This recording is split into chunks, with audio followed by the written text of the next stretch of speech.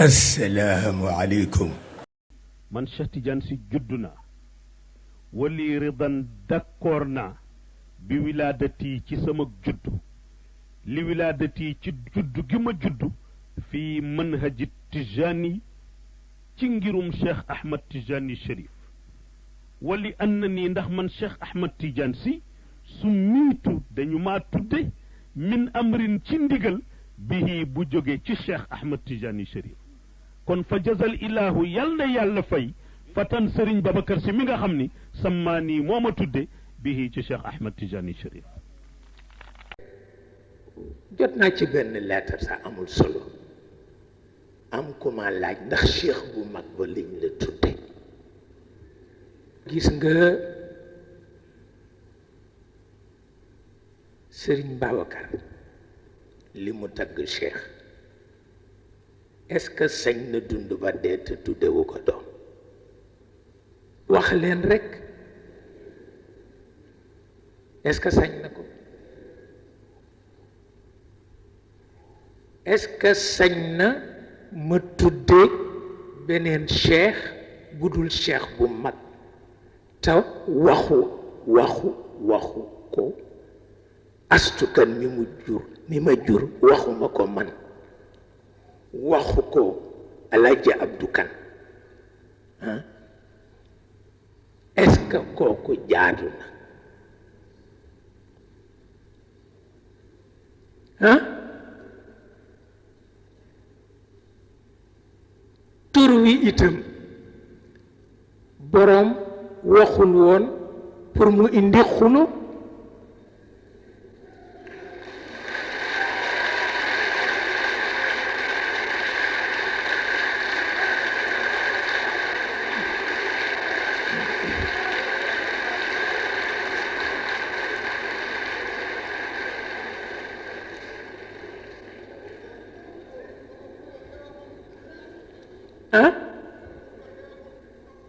dëgg-dëgg loolu sañu ko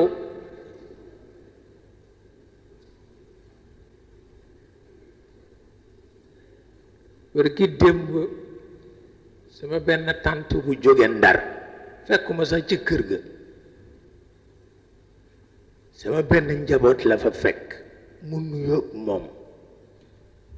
ni ko su fi jaaree ni ko tàntaam jaaroon na fi da nga wax ko ni ko bañ koo ngénte man la Cerno Seydou tegoon junni ba ci sama loxo moom la ñu jëkk ngénte junni ndax Cerno Seydou ni sëriñam la ñu ko tuddee Seyid Cheikh Ahmed Tijani Cherif El Fadil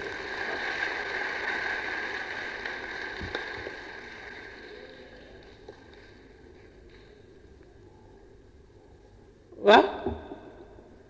loolu moo tax mag ñi ñemewuñu ma wax la ko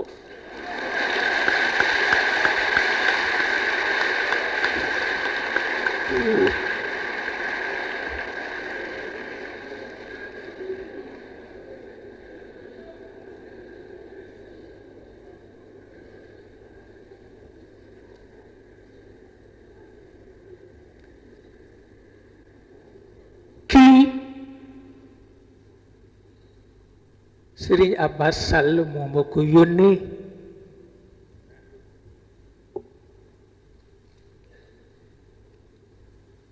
lamma manna alayya baari'ul xaliqa yàlla bi mutalaati alkalima li fatal fityaan وعين الأعيا غرة جبهة هذا الزمان سيدنا وسمي شيخنا ومولانا أحمد بن محمد التجاني رضي الله تعالى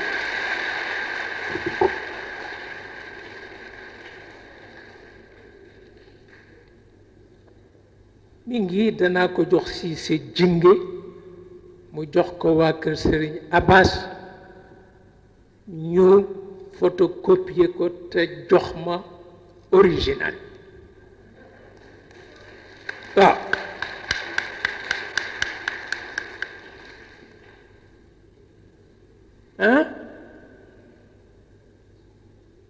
في بعض مال شيخنا وقرة أعيننا الخليفة الكبير ذي المقام الشهير والده الأبد بقية السلف وفخر الخلف سيدي أبي بكر نجل القطب الرباني والعارف الصمداني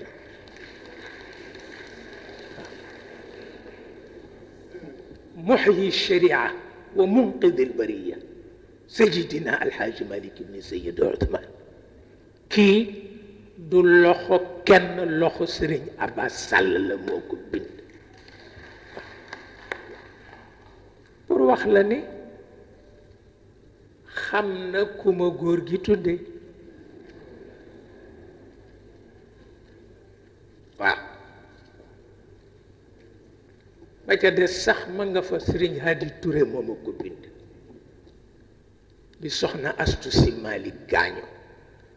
mu di ma ko jaal ak lam ma ca dénk ndax cheikh bi ci des Alaaji Ibu Saaxo ma ko bind juróom-ñetti fan la ca teg gaañ waaw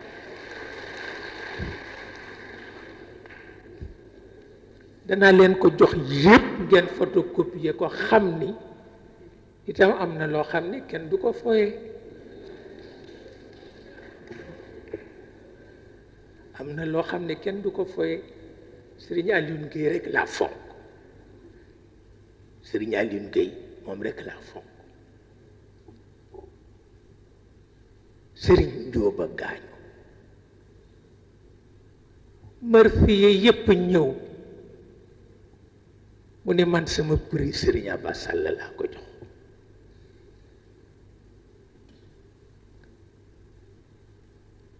hamziya la Sëriñ Abbas ma nga cay wax ni ali muminin illa rida bi qadaa'i malikil muluki wa malikil ashyaai Sëriñ Aliou nee na xeetu tawxid ak tasawuf li ci Sëriñ Abbas boole ci xasida bi mu def ci Sëriñ Jóoba ne musu ko gis mukk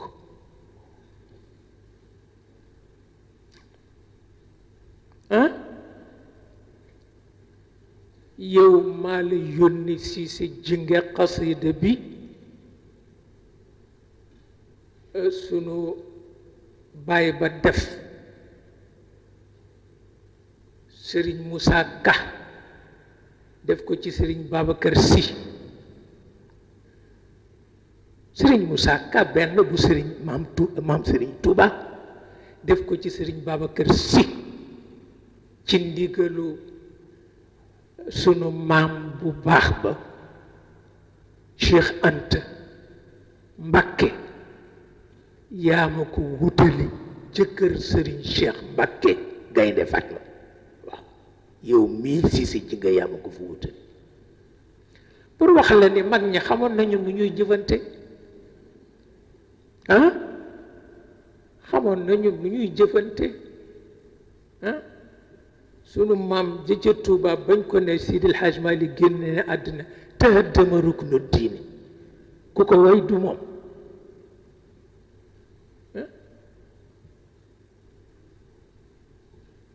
wa saara ila jannati rabbiya maliku kaafiya bu mel noonu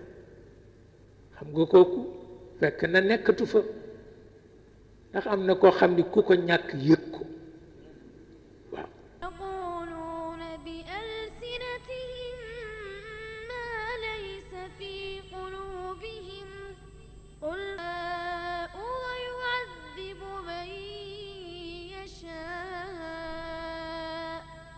وكان الله غفورا رحيما سيقول المخلفون إذا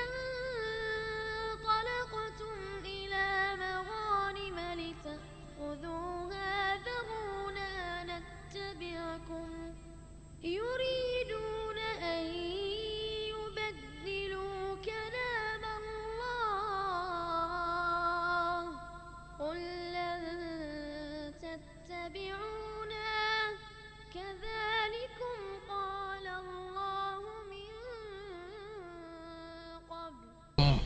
borom laaj bi lii yonent bi tudd na ko waaye joxewu ci détail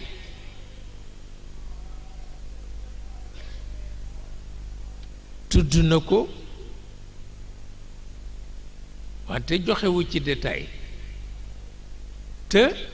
aayul am na baat yoo xam ne aayul ñu traité ko parce que ca la ñu toll ak coow li bu fekkee dañ ko delloo ci aada ñoo xam ne ci aada lañ ko delloo bu fekkee dañ ko delloo ci wax bu yonent bi wax ñu delloo ko ci te moo di jongal góor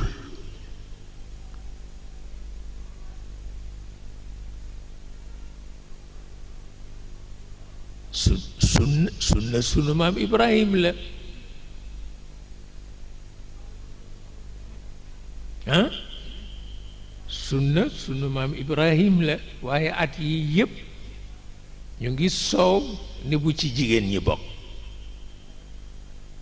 ak itam ndax yonent bi wax na ci walla waxu ci yonent bi wax na ci wante wax bi mu ci waxul ni dagan na waxul ni xaram na moom daal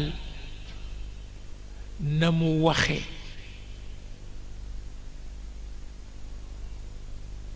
xam naa ni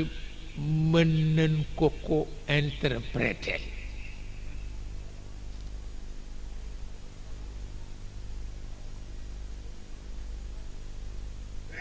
shahid Allah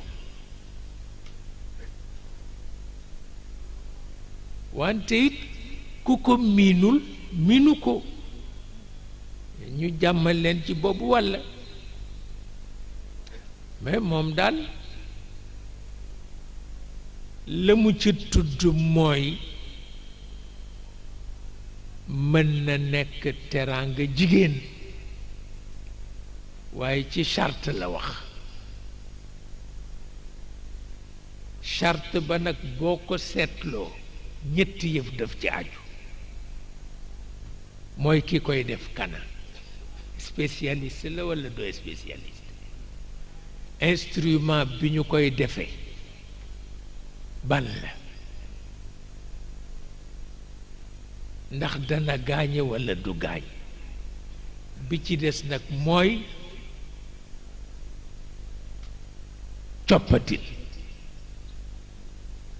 coppatil lañ la wax wante yooyu bala nga koo dajale coono dana bare donc buñ ko xase aada ju mu tëralul dafa am ñoo xam ne dañu yabu ci moom lu mu doon rekk ñu ni jullit yi la te fekk du noonu moom lim ci wax bu wóor la bu tegginu la bu mat a wattandiku la te bari na lu ñu ko weddil ba jamono joxaat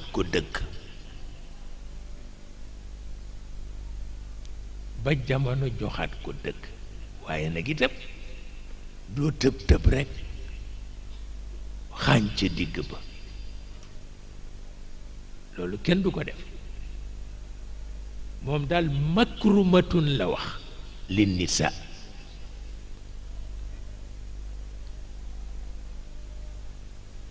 loolu rekk la ci wax soo bëggee nga def soo bëggul kay nga bàyyi ndegem góor ñi ay paaxe ngi ci xamuloon li ñuy tuddee paaxe du jeex ci góor ñi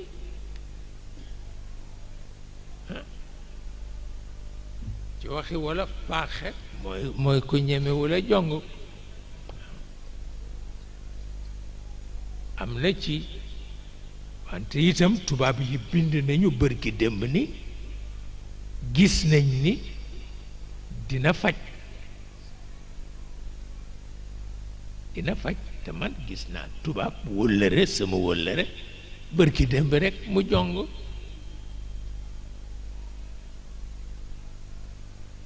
kon nag yonent bi bare na lu ñu koy critiquer lislaam a mel nii lislaam a mel na te fekk demeewul noonu yiñ ko critiqué yépp lu mu ci wax rekk lu leer la du ci engagé kooku noonu rekk la maa ngeeg photo bu nga xam ne bu ngeen ko gisoon da ngeen di waar booba Sénégal a ngi takk maa ngi toog Modibo Keïta ngi toog ci sama côté droite Lamine Gueye a ngi toog ci côté droite bu Modibo Keïta Mamadou Dia ngi toog ci sama côté gauche pour wax la situation bi ni mu garaawe woon Senghor amul sax fu mu toog parce que chaise am lañ ma jox parce que ñoom ñëpp il tenait absolument à ce que je règle ce problème là sinon réew mi dina takk ci seen loxo donc man yi ñuy wax gisuma ko ay gravité fii campagne fii nangam fii bu kii waxee déclaration ci suba kii weddi ko ci ngoon yooyu itam réew mi dafa mel ni dépassé na ko te les crises sont telles que bu fekkee foofu lañ ko bëgg a jaarale les gens ils vont se battre et ils vont être méchants te Sénégal lu ko fi jar nekk fi c'est un petit pays avec des gens paisibles des gens tellement gentils des gens cultivés des gens civilisés des gens qui veulent travailler des gens qui sont en contact avec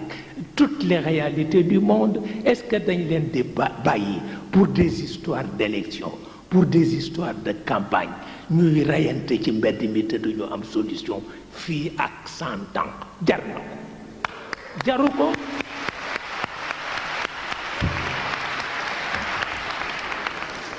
dama nekk ci prison bi ndeysaan policier ya fa nekk yëpp attaché ci man ñu boole leen ni leen daal loolu wóorul parce que ñoo Cheikh ci prison bi te ñoom dañu attaché ci moom loolu kenn mësu ko gis daal di wax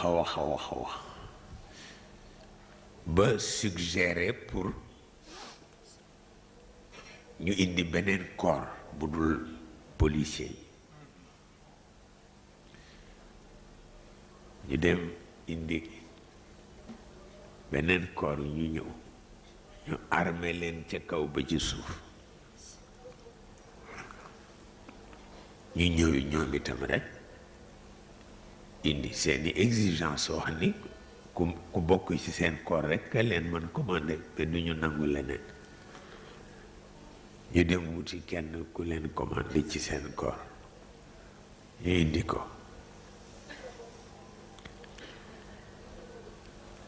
am ku ma ni gis nga soxar rekk a tax ñu def lii te man yëg naa ni moom ci ña ko def la bokk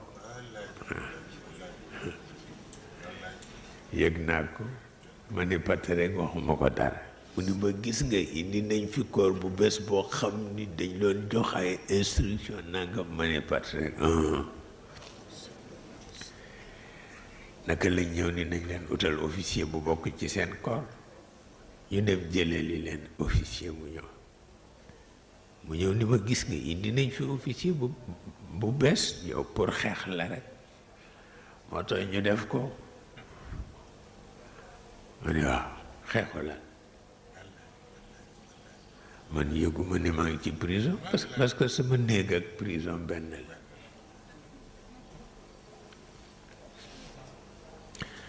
mu ñëw ni ma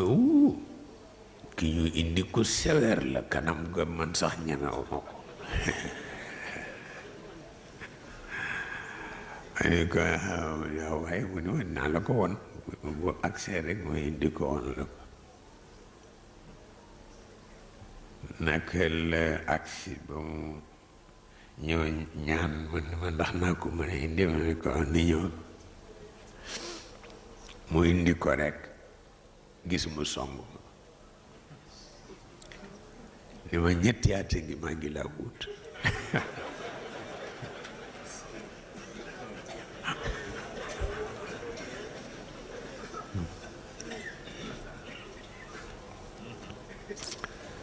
daal di daw xaat dem daral ba jënd ñaari xar yi di daal di commencé noos bi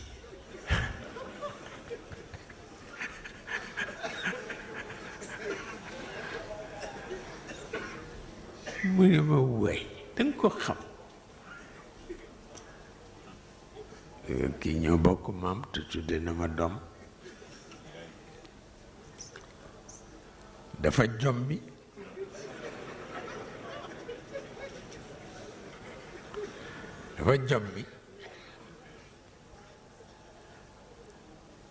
yàlla àtte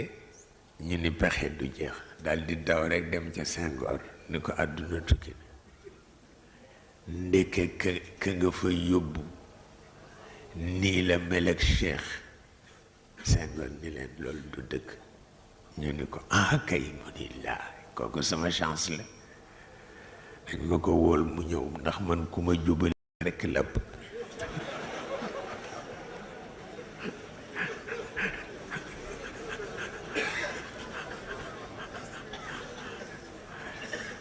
ñu daal di koy wóolu mu ñëw Senghor ni ko waaye ndax mën nga ci dara mu ne waaw mais à une condition nga yebal fa une délégation gouvernementale waaw ci laaj ci soog a mën a wax ci ëllëg sa rek ñu yónnee si ma ministre de la justice et ministre de l'intérieur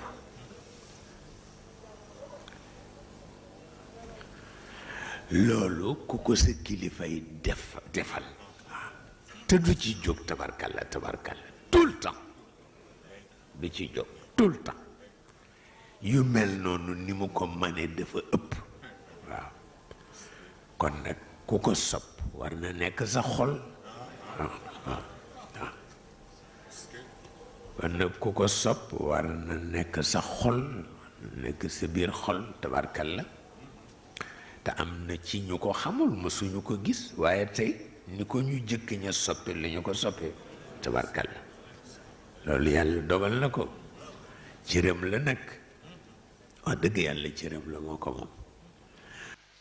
jëkk rek ñu ne Arafat mi ngi Sénégal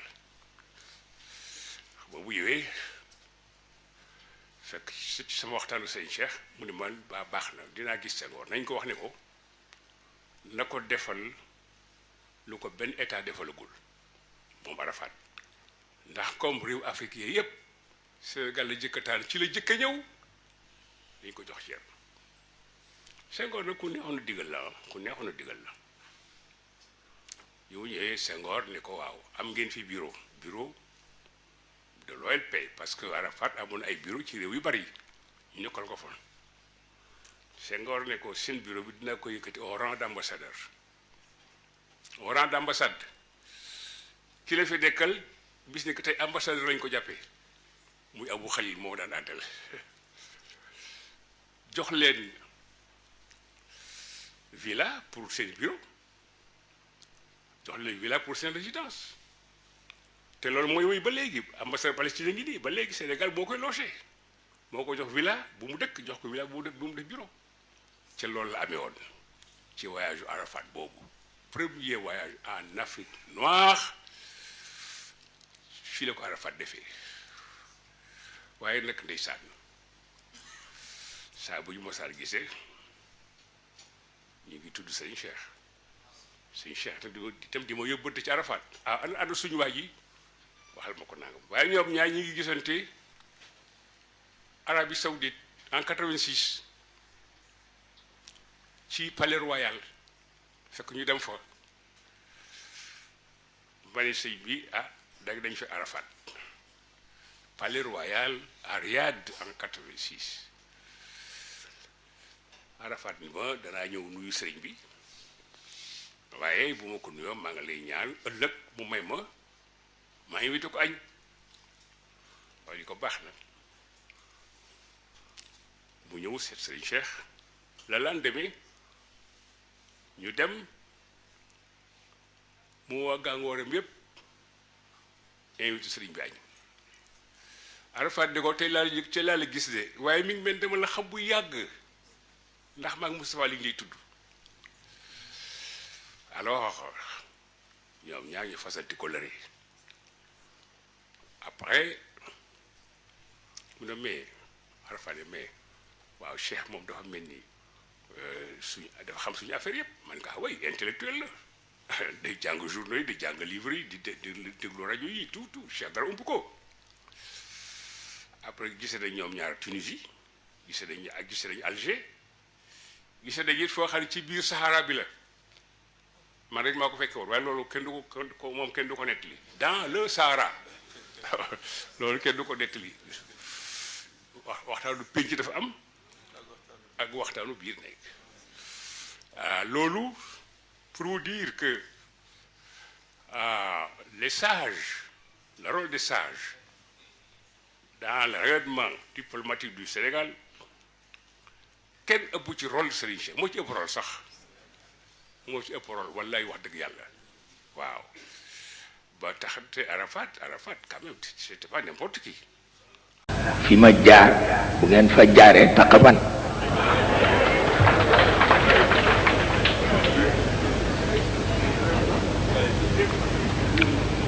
daan naa réer ñaari weer kenn du xam fu ma leen ma nekk ci àll bi rek dang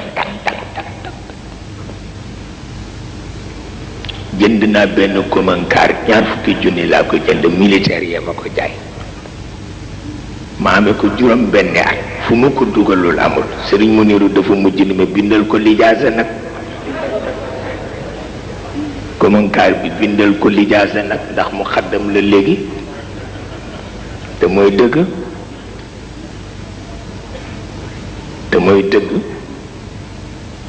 sëñ Babacar daf ma ni bés nekk naa lu nekk ci sa maam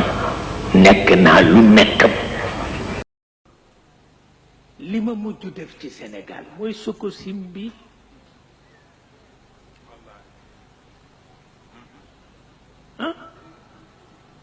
te Sococim li ko sabab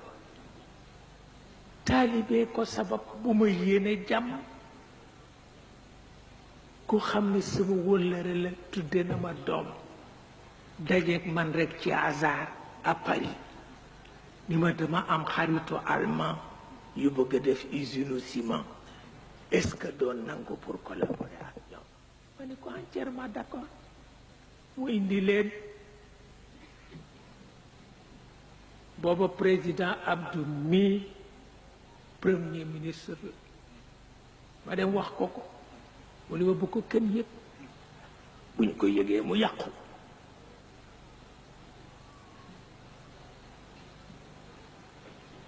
président Senghor moo ma daan wax boole tubaab ak wolof ni ma Cheikh ma ni ko mu ni ma les Sénégalais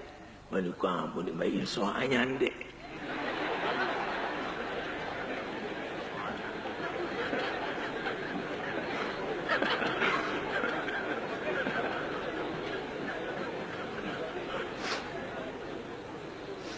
wallahi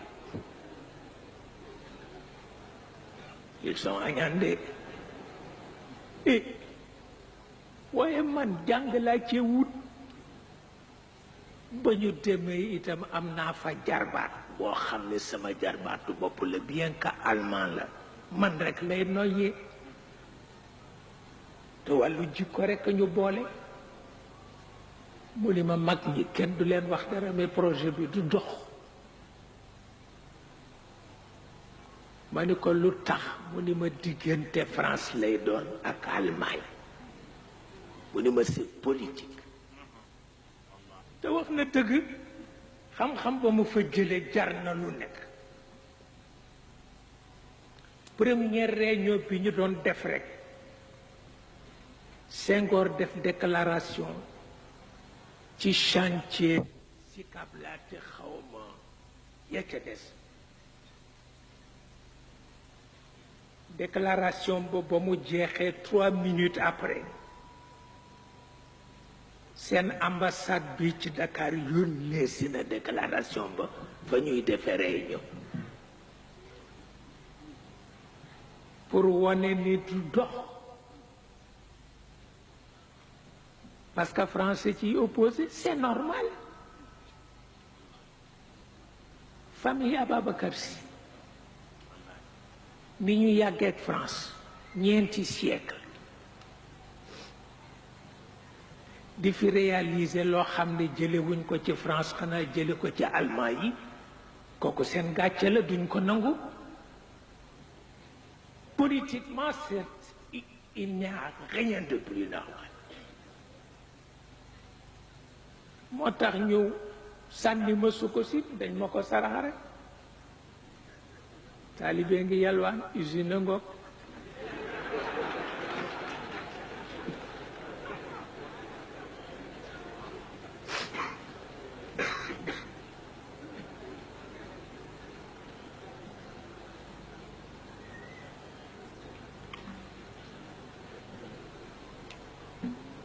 mais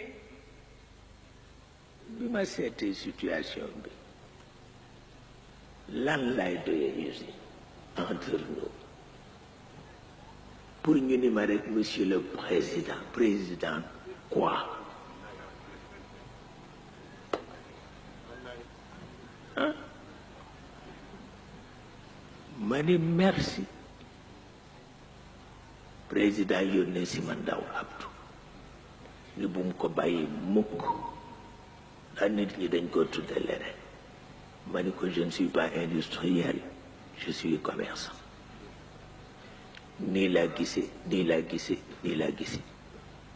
Habib Thiam ni ma diñ ko rëccu ma ni ko duma ko rëccu parce que je ne suis pas industriel je suis commerçant axtaaru tijara ala sinaa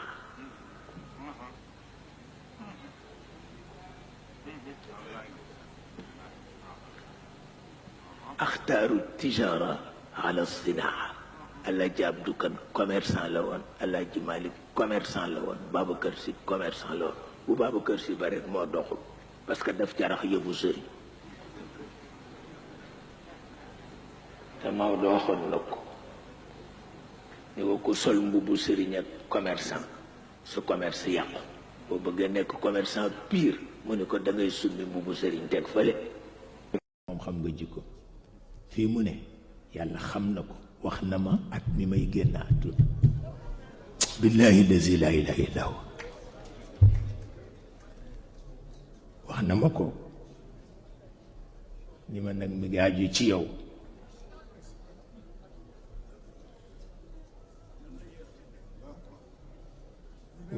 waaye loolu it waaye loolu it dafa bare kenn mënu ko ndax dangay màggata loolu rek la noo ñaan tabarkalla di ko ñaanal kilifa daara yi di ko ñaanal kilifa àdduna yi di leen ko ñaanal yéen ñi nga xam ne ñoom lañu yéen lañu bokkal wëllëre wi te di ko ñaanal sunu bokk yi nga xam ni itam nooy sama sëti bopp yi te bokk ci daayira bi waaw na yàlla wattu leen te wattunu li ma wax ëpp naa xeeb ñaar rekk a fi des mooy yàlla aar nu te sutural nu waaw الكرام قصيدة مطلعها فإليك يا ابن محمد ناداني شيم تحقق جوهر الإنسان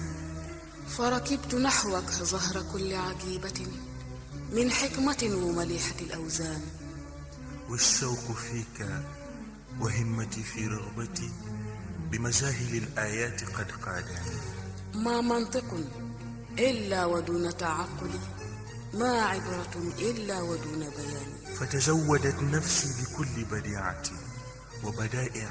تبقى على الأزمان ورأيت أنك للرسالة حامل وعلمت أنك بعد سر أماني ألفها فريد عصره وحكيم الأمة وفيلسوف العصر بقطب زمانه ووارث سر الأقطاب